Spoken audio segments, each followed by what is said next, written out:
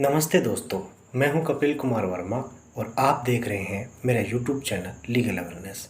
तो दोस्तों, legal awareness के आज के इस सेशन में मैं आपसे बात करूंगा कुछ लीगल टर्म पर। तो दोस्तों, चलिए शुरुआत करते हैं कि वो लीगल टर्म क्या है।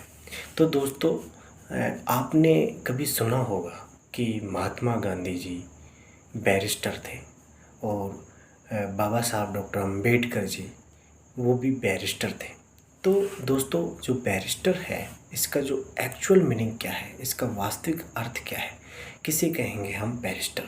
तो दोस्तों, बैरिस्टर का मतलब होता है कि ऐसा व्यक्ति जिसने विधि स्नातक यानी कि विधि में जिसने स्नातक की उपाधि इंग्लैंड से प्राप्त की है, यानी कि जो लॉ ग्रेजुएट इंग्लैंड से है वो बैरिस्टर कहलाता है। इसके बाद में जो दोस्तों आता है वो आता है लॉयर, कि लॉयर हम किसे कहें। तो दोस्तों, लॉयर होता है कि जिसने विधि में स्नातक की उपाधि प्राप्त की हो, यानी कि जिसने लॉ के अंदर ग्रेजुएट किया हो इंडिया में। तो ऐसा कैंडिडेट, ऐसा व्यक्ति लॉयर कहलाता है। तो दोस्तों, अब बैरिस्टर में और लॉयर में क्या फ़र्क है।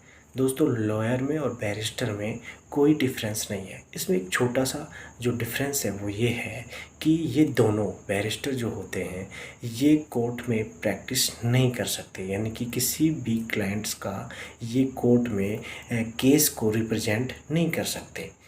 और इनका जो हिंदी में जो वर्ड होता है वो होता है वकील, यानी कि लॉयर का अर्थ होता है वकील।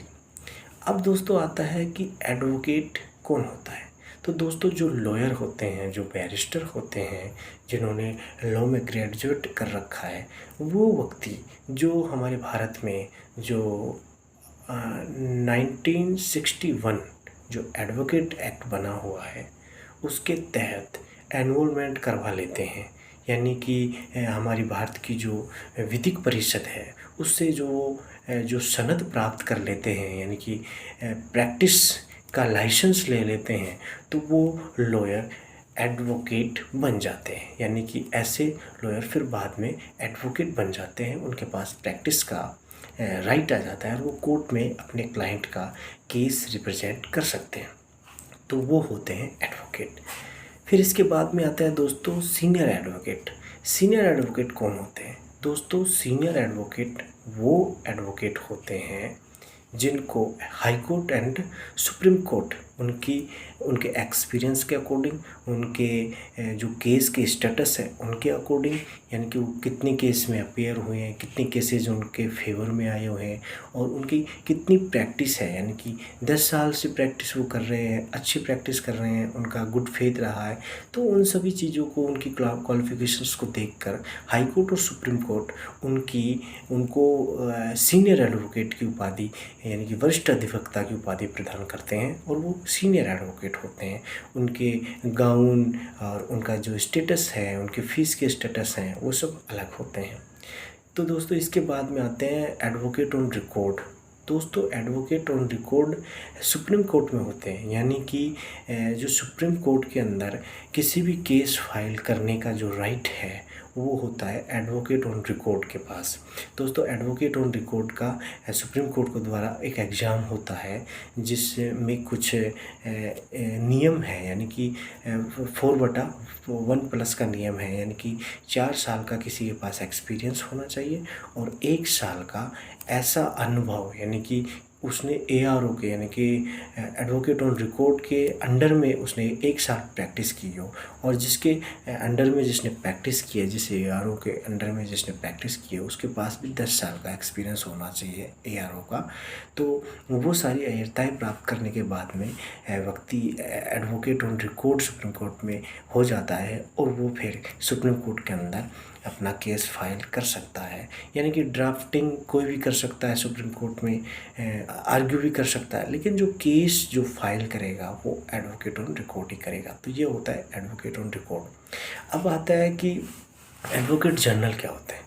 एडवोकेट जनरल को हम जो हमारी जो स्टेट्स हैं उन स्टेट्स के अंदर एडवोकेट जनरल होते हैं, वो स्टेट्स के लॉ ऑफिसर होते हैं, स्टेट के एडवोकेट होते हैं और स्टेट्स के किसी भी मैटर में वो उनको एडवाइस करते हैं। और स्टेट का कोई भी मामला इंडिया के किसी भी कोर्ट में अगर कोई स्टेट का मामला चल रहा है या स्टेट को अपेयर होना है तो स्टेट्स का जो एडवोकेट जनरल है वो कोर्ट में गवर्नमेंट यानी कि स्टेट गवर्नमेंट की तरफ से अपेयर होगा तो वो एडवोकेट जनरल होता है।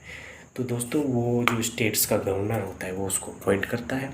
अब आता है अटॉर्नी जनरल ऑफ इंडिया। क्या होता है अटॉर्नी जनरल ऑफ इंडिया? का मतलब ये है कि सेंट्रल गवर्नमेंट की तरफ से जो सेंट्रल गवर्नमेंट की पैरवी करेगा किसी भी कोर्ट के अंदर वो अटॉर्नी जनरल ऑफ इंडिया कहलाएगा, महान्यायवादी, जिसका अपॉइंटमेंट होता है वो राष्ट्रपति हमारे इंडिया के प्रेसिडेंट करते हैं। और वो केंद्र सरकार के जो भी केस हैं उनमें वो केंद्र सरकार की तरफ से कोर्ट में अपेयर होगा, यानी कि कोर्ट में उनकी तरफ से पैरवी करेगा। जैसे कि अभी लेटेस्ट में जो हमारा SC/ST एक्ट था जिसमें रिव्यू पिटीशन हुई थी, तो सेंट्रल गवर्नमेंट की तरफ से जो अटॉर्नी जनरल ऑफ इंडिया थे वो के वेणुगोपाल वो सुप्रीम कोर्ट में अपेयर हुए थे। फिर होता है सॉलिसिटर ऑफ जनरल।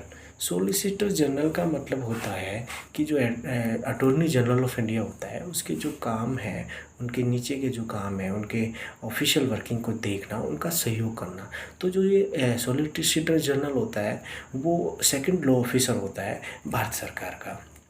अब दोस्तों इसके बाद में हम बात करें कि पब्लिक प्रोसिक्यूटर यानी कि लोक अभियोजक क्या होता है, जिसको हम सरकारी वकील भी कहते हैं। तो दोस्तों एक सिंपल सी बात है कि जब भी किसी व्यक्ति के साथ में कोई आपराधिक घटना घट जाती है तो वो जो आपराधिक घटना घटती है वो स्टेट के खिलाफ घटती है, यानी कि कोई भी अपराध होता है वो स्टेट के खिलाफ होता है।